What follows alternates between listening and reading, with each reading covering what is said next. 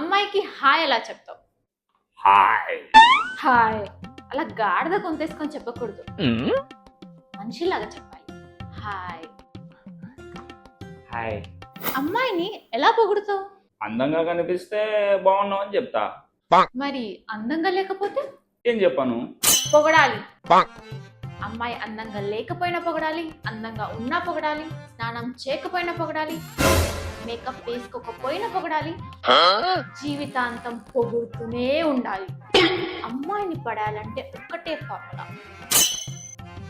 పొగడడం. మరి అబ్బాయిని పడేయాలంటే బర్త్డే రోజు అమ్మాయికి ఏం గిఫ్ట్ ఇస్తాం? ఆ అమ్మాయి ఏది కావాలని అడిగితే అది ఇస్తా. సర్ప్రైజ్ అనే వర్డ్ విన్నావు ఎప్పుడైనా? ఇప్పుడే విన్నా. కరెక్ట్ గా 12ంటికి అమ్మాయి ఇంటి కింద కేక్, ఫ్లవర్స్, చాక్లెట్స్ తో నిలబడాలి. అర్థమైందా? మార్నింగ్ లేవగానే ఏం చెప్తావు అమ్మాయికి? పోయి చాయ్ పెట్టుకో. గుడ్ మార్నింగ్ బేబీ, ఏం తీసుకుంటావు? చాయ్, కాఫీ, జ్యూస్ అని ఇలా అడగాలి. మన వల్ల కాదు ఇవన్నీ, అమ్మాయిలు కదా అవన్నీ అడగాల్సింది. నువ్వు సింగిల్ గానే చచ్చిపోతావు. అందరూ సింగిల్ గానే పోతారు, చితిలో ఎవరైనా తోడొస్తారా?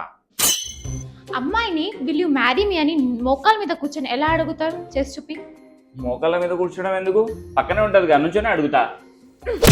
అలానే నిల్చొని ఏడ్చుకుంటే నా దగ్గరకు వస్తాం మళ్ళీ. నిల్చో నిల్చో, చేసి చూపి. పట్టుకో పట్టుకో. ఇలాగే నుంచొని ఇచ్చేస్తా. బొంగు బొంగు, ఒంగిపో ఒంగిపో. నా కాలు వంగట్లేదు, నన్ను ఏం చేయమంటావు? బొంగు. చెప్పి ఇప్పుడు. Will you marry me?